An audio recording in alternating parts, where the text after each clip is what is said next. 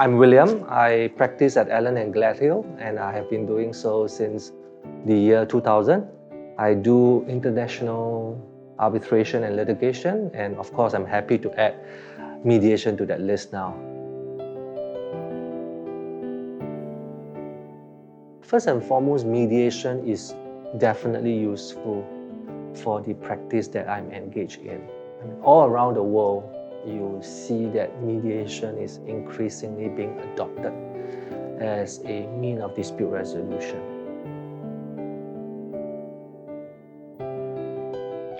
Okay, my recent mediation where I acted as mediator with SIMC. That was an interesting one. It was a fully online mediation, and the parties were not conversant in English. Instead, they were conversant in Mandarin Chinese as well as Hokkien or Teochew. So we had to face the parties on the computer screen, and they were in their respective law firms, and try to understand the issues. And obviously, we had to try to build rapport and trust with the parties. So in order to connect with the parties, I had to call upon the reserves of what I learned from my late grandmother in terms of speaking Hokkien with her, and try my best to connect with the parties. I basically said to one of them this in Hokkien. 今日唔能是來解決這個問題，有變解決這個問題是真正好。Which means that today we are here to try to resolve this problem, and it will be wonderful if at the end of the day it can be settled. There was certainly a point where patience was tested to the extreme. They could not agree on a point, on a particular specific point.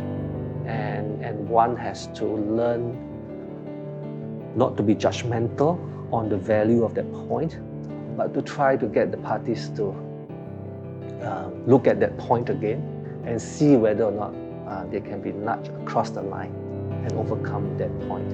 And that issue or that problem cropped up at about 6 or 7 p.m. that evening, and we managed to resolve it at about 8. And the settlement agreement was then left to the lawyers, and it was inked about an hour later. I think whether as advocate or as mediator, at the end of the mediation process, after the clients inked the settlement agreement, we generally are happy for the clients that they have managed to avoid the uncertainty, the time, and the expense of a long-drawn dispute settlement process, whether you are talking about litigation or arbitration. Well, I think mediation is certainly useful in practice, whether or not it is the China practice or it is a practice involving other areas. I think mediation across the world is gradually being institutionalized. The Chinese, for example, have a long history of trying to resolve disputes in their culture.